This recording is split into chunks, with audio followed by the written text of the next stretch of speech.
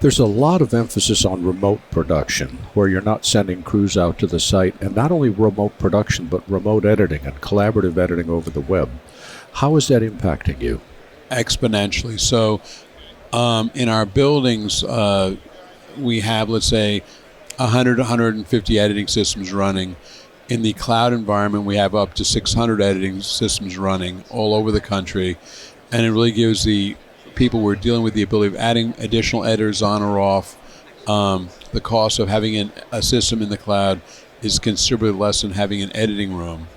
So the costs I really have come down, and I think it's a greater tool for the end user to be using.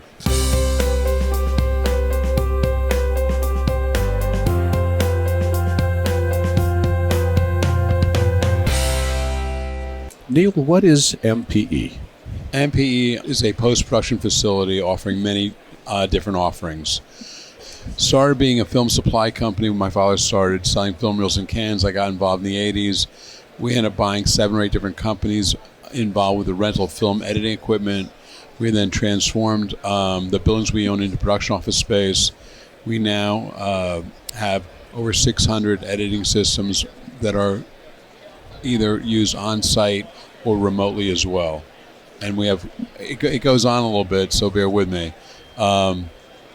We also have color finishing rooms, Atmos room as well for sound finishing, and an event space as well.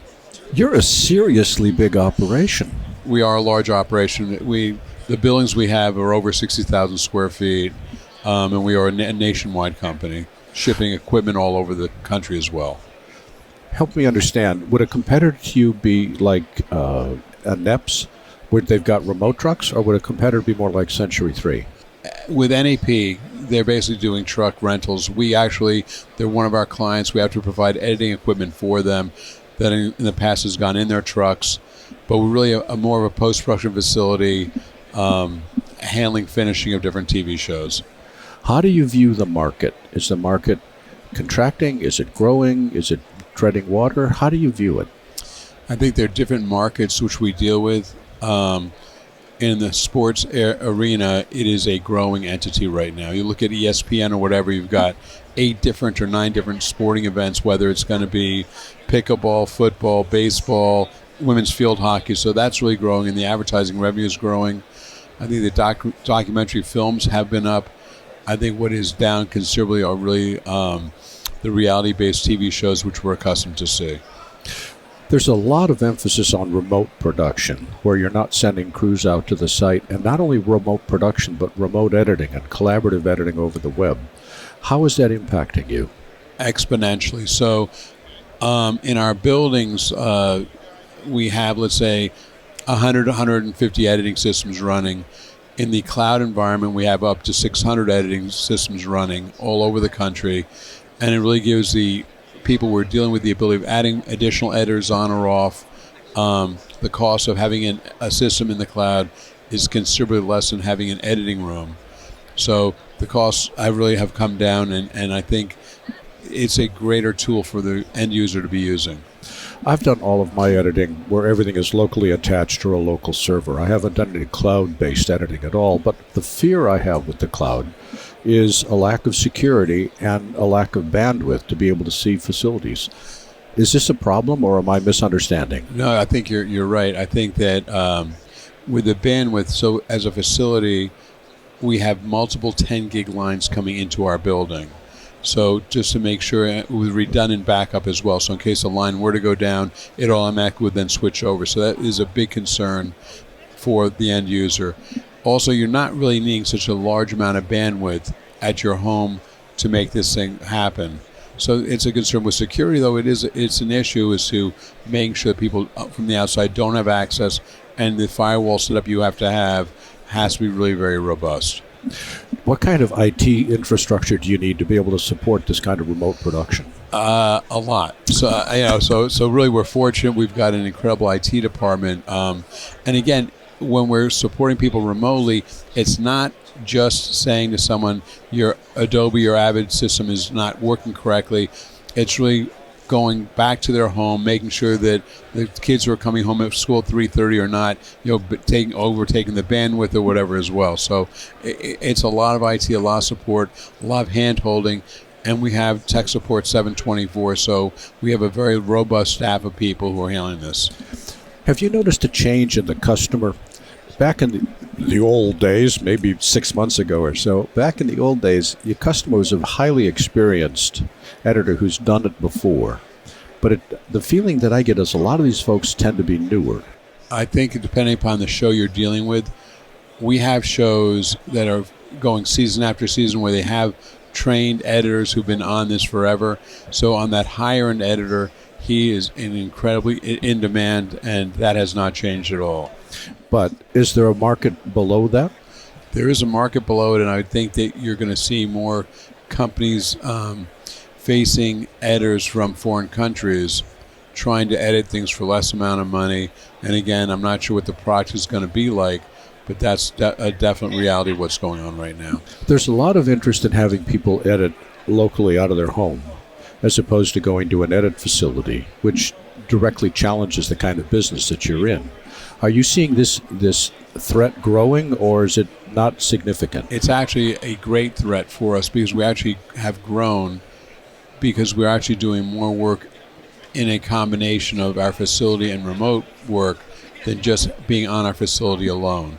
So we embrace it. We want more people to be editing. So it's been great for us.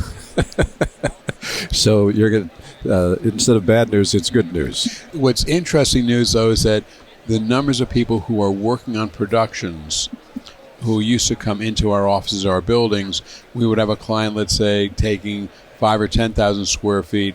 They really now only need literally 2,500 square feet because they can do everything else remotely. So that's really where we've seen the biggest change. But it seems to me that also threatens you because a lot of your business is based on square footage. Are you being able to replace it with new clients? In the past, it's going to sound crazy. We have always had people waiting immediately to move into our space whenever a spot was open. Right now, with the COVID, people were not coming to work at all, and now we're seeing an uptick of people now coming back to work. So we're excited about seeing them as well. If I'm setting up a remote edit studio, I'm an editor myself, and I want to edit remotely, what do I need and what questions do I need to ask? All you really need if you're going to be remote editing with our systems is you need a computer connected to the internet, and then you would be logging into one of our systems and being immediately running. So I'm not running the software on my system. That is I'm logging correct. in and running it on a server. It's like a dummy system at your home logging into what we offer.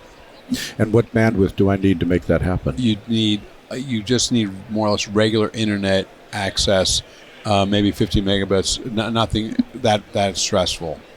So really, all I'm doing is I'm essentially a keyboard and a mouse and a monitor, and all the work is being done remotely. That is 100% correct.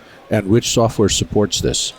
So we have multiple, again, we're providing support, let's say for Avid or Adobe, whatever the software the editor would like to use, and we have different solutions as to how those people are then logging into our systems. What role are you seeing AI play in all of this? I think that ultimately where AI is it's not even necessarily AI as much as certain programs that now exist in the marketplace. So I think the biggest change I see is if you're on location today and you're shooting something, there are people now who have programs devised, so as you're leaving that set, it's already done the transcription for you. It's already done the transcoding for the editing. So it's really more the advanced programs. AI on that segment has not hit it. I think where it's going to impact things almost immediately. I have one major client we deal with that got rid of their sound department for films because they believe that AI is going to be generating that sound for them. I think for scripts and other areas, and you hear about AI eventually, doing some editing as well. So we'll have to see as time goes on what's going to happen. What would you like people to remember when they think about MPE? What's the key thing? That we're incredibly dedicated and we're responsive, and I think that we are willing to adapt and work with a client as he or she has changes or certain product or certain software or computers they want to use. We will embrace that technology and make them happy.